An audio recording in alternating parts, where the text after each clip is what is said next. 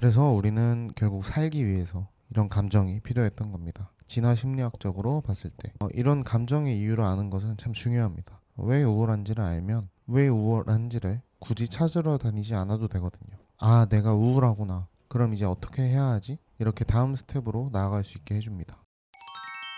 혹시 요즘 따라 이유 없이 기분도 가라앉고 몸도 허하지 않으셨는지 모르겠습니다. 저는 좀 그랬는데요. 아마 날씨가 좀 갑자기 쌀쌀해져서 그러지 않나 싶습니다. 몸도 마음도 참 다운되지 않나 싶습니다. 그래서 사우나나 찜질방이 좀 땡기기도 하고요. 보일러를 켜기에는 좀 애매하기도 하고 잠옷 바지를 챙겨 입으니까 조금은 나아지더라고요. 그나저나 매일 해오던 책 보거나 글 쓰거나 그러던 일들이 잘 안 되다 보니까 좀 참 답답했습니다. 그래서 이게 왜 그러는지 고민해 보면서 정면 돌파를 해보기로 했습니다. 1번 가을 타는 이유 진화 심리학. 사람의 감정은 사실 오랜 진화의 산물입니다. 오랜 세월 동안 생존을 위해 발전해온 본능적인 반응이라고 합니다. 좀 더 쉽게 설명하자면 가을쯤에 우울한 감정을 갖는 사람들이 더 잘 생존해서 우리가 된 겁니다. 특히 계절 변화에 따른 감정 기복은 꼭 필요했을 거라고 합니다. 추운 날씨가 다가오면 에너지를 절약하고 위험 요소를 예민하게 파악하고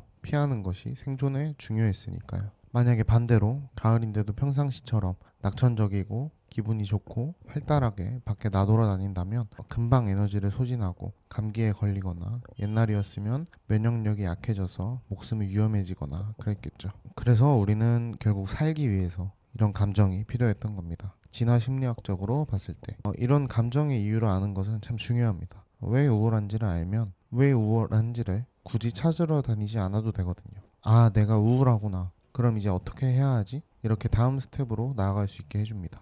2번, 우울한 감정의 필요성. 그럼 이제 우리는 이 우울을 제대로 볼 필요가 있습니다. 우리는 우울을 부정적으로만 보게 되거든요. 사실 우울한 감정도 우리 삶에서 정말 중요한 역할을 합니다. 인사이드 아웃에서 슬픔이를 보면 알 수 있습니다. 슬픔이는 우리가 가는 길이 맞는지 확인할 수 있게 해줍니다. 스스로를 돌아볼 수도 있게 해주고요. 잠깐 쉴 수도 있게 해줍니다. 만약에 이런 우울한 감정을 느끼지 못한다면 우리는 우리가 원하는 방향인지 아닌지 확인하지도 않고 그냥 앞으로만 가게 됩니다. 스스로를 돌아보지도 않고 그냥 일에만 몰두를 하기도 할 겁니다. 몸과 정신이 건강하지도 않은데도 계속 일만 할 수도 있고요. 조증이 위험한 병인 이유입니다.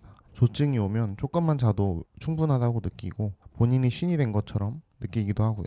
그러다가 감당 못할 빚을 지기도 하고 주변 사람을 공감 못하고 무시하기도 하고요. 그렇게 달려나가다가 호르몬이 바뀌어서 우울증이 오게 되면 이 기분을 감당하지 못하게 되기도 합니다. 그래서 조울증이 있으면 이 조증에서 우울증으로 넘어가는 그 구간이 가장 위험하다고 하더라고요. 이렇게 우울한 감정은 사실 병적으로 문제가 있지 않은 이상 어느 정도는 꼭 필요한 감정이라는 걸 알 수 있습니다. 3번 추우니까 따뜻하게. 결론은 이렇게 추우니까 우울한 감정이 들 수 있다는 겁니다. 그리고 우울한 감정은 필요한 감정이니 이를 억지로 밀어내기보다는 받아들이는 것이 중요하다는 겁니다. 민다고 해서 밀리지도 않을 감정이라는 거고요.